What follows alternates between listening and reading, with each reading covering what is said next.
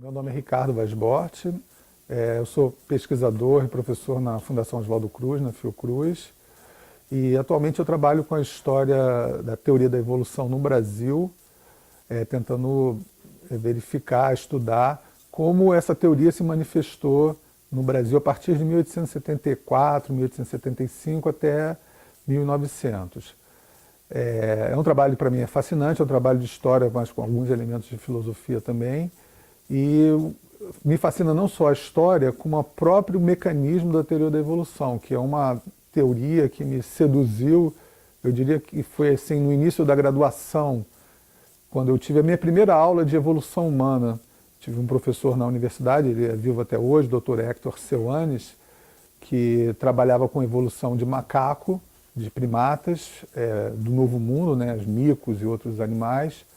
E quando ele apresentou a teoria da evolução aplicada à espécie humana, eu fiquei absolutamente fascinado e fui procurá-lo para trabalhar com ele.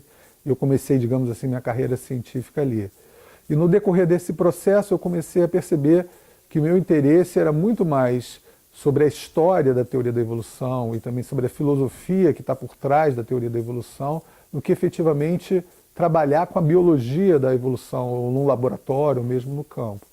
Então eu comecei a fazer muitas leituras a respeito da teoria da evolução, da história da teoria da evolução, e como é que essa teoria funcionava, se ela era válida nos dias de hoje, na verdade, quando eu comecei a trabalhar.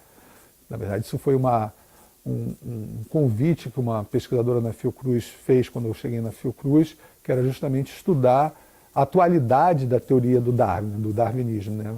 Porque, como todo mundo sabe, o Darwin publicou seu livro sobre evolução em 1859 e desde então houve muitas mudanças na teoria.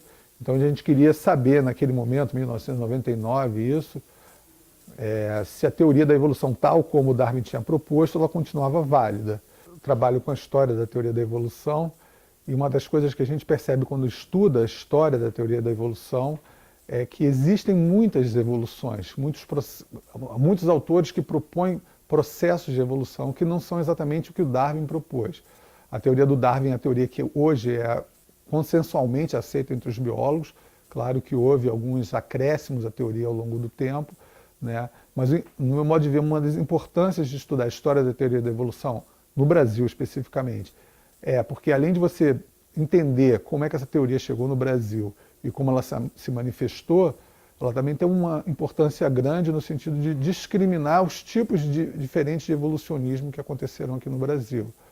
Então, o darwinismo do Darwin, que a gente pode chamar de um darwinismo ou de um evolucionismo selecionista, é diferente de outras formas que implicam direto ou indiretamente na ideia de progresso, né?